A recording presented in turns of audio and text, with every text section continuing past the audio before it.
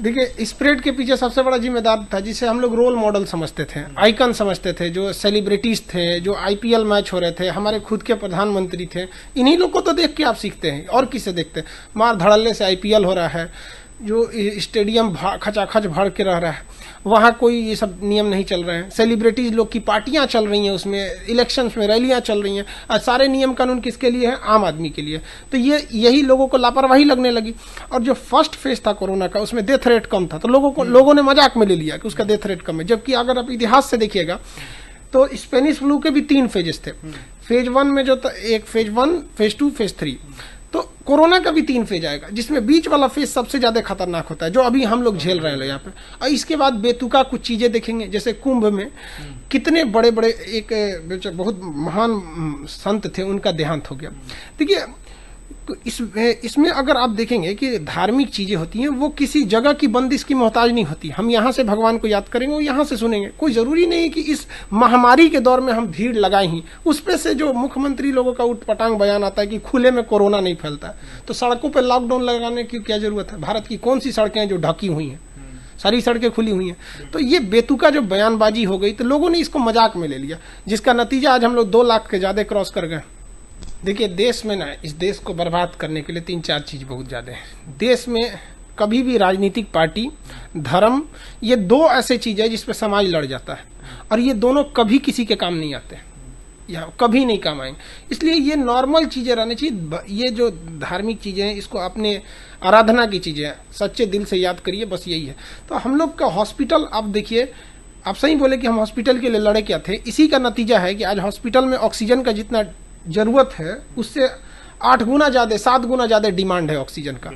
अब वो ऑक्सीजन कहाँ से आएगा? किसी को इसका कोई पता ही नहीं चल रहा है। आज मरीज जो आप कह रहे हैं डेथ रेट ज्यादा है, वो डेथ रेट हमारी लापरवाही की वजह से ज्यादा है कि ऑक्सीजन ही नहीं है। तो जो मरीज को आप बचा सकते थे, उन्हें तो ऑक्सीजन की वजह से मर गए बेचारे, एम्बुलेंस में मरे हुए हैं वो लोग। तो इसके लिए हम जिम्मेदार हैं। हम लोग हॉस्पिटल पे उतना वर्क ही नहीं किया। हमारे पास स्ट्रेटजी भी तो नहीं है, हम दूसरे को देख देख के करते हैं। हम लोग के लोगों को लगता है कि नहीं, इंडिया की स्ट्रेटजी है। ब्रिटेन ने किस तरह से किया? हम लोग ने लॉकडाउन लगा, पूरे इंडिया में लॉकडाउन लगा दिया। ये कोई मतलब थोड़ी बनता है। ब्रिटेन ने कैसे काबू किया? उसने क्या किया कि अपने एरिया में उसने पहचान किया, जहां 10-12 मरीज मिल रहे हैं एरिया को, उसे कंटोनमेंट जो घोषित करके वहां पर 100% लॉकडाउन कर दे रहा है। पूरे सिटी को प्रॉब्लम नहीं हो रहा है, बस वो एरिया कंटोनमेंट जोन में वहां कर दे रहा है। अब यहाँ पे आप देखिए, हम लोग गरीबी, हम लोग कोई बहुत अमीर देश में नहीं आते हैं। कोरोना में मिडिल क्लास की तो कोई पूछ ही नहीं रहा है। गरीब को तो लोग दिखा भी रहे हैं, मिडिल क्लास को तो मीडिया भी नहीं पूछ रहा है। वो बेचारा इतना पीस रहा है कि अपनी घाटे की भरपाई करने में उसे 10 साल लगेंगे। तो हम लोग के पास कोई एक बहुत बड़ा प्लान नहीं है। और इसके पीछे एक और रीजन है कि हम लोग इसके लिए तैयार भी नहीं थे।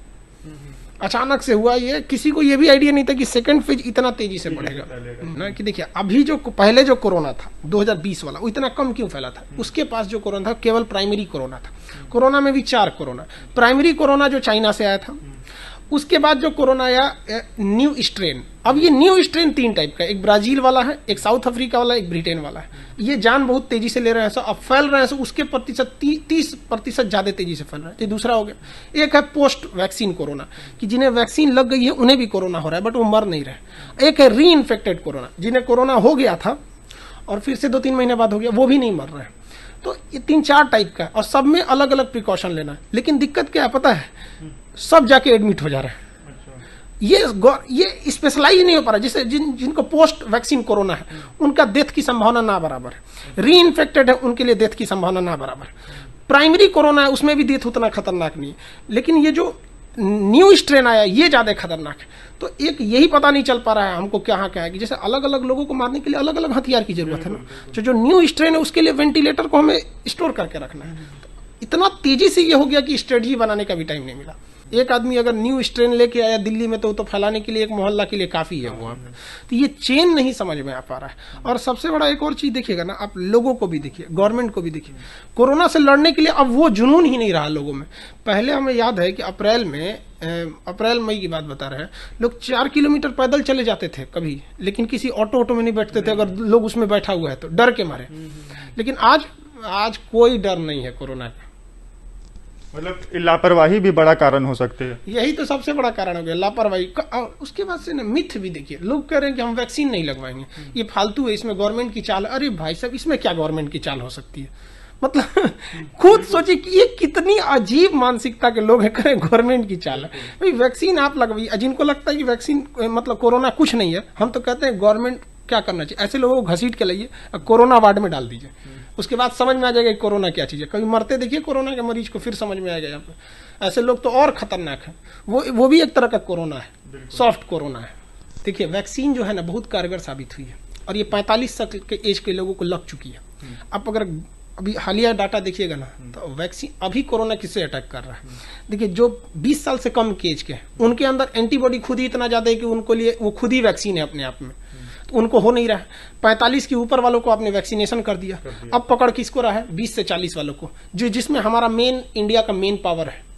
तो अभी सबसे ज़्यादा इफेक्टेड यही हो रहे हैं वैक्सीनेशन को। अब वैक्सीनेशन प्रोग्राम इतना तेज करना चाहिए गवर्नमेंट को, तो हम लोग विदेश को बांट रहे हैं। बिल्कुल। देखिए हम ये नहीं कह रहे हैं कि मत दीजिए, लेकिन अपना हाथ जलाकर दूसरे को बचाना ये समझदारी नहीं होती है।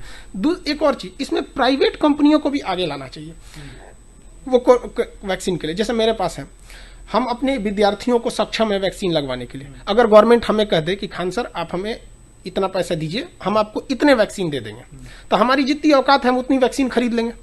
कम से कम अपने स्टूडेंट को तो लगवाएंगे ना, जो हमारे जान पहचान में, वहां तक तो करा सकते हैं। ऐसे बहुत से लोग, ऐसा नहीं, आप भी कम से कम अपने सर्किल में 100-150 लोग को आप खुद अपने पैसे से लगवा सकते हैं। तो हम हर चीज गवर्नमेंट में नहीं फेंक सकते।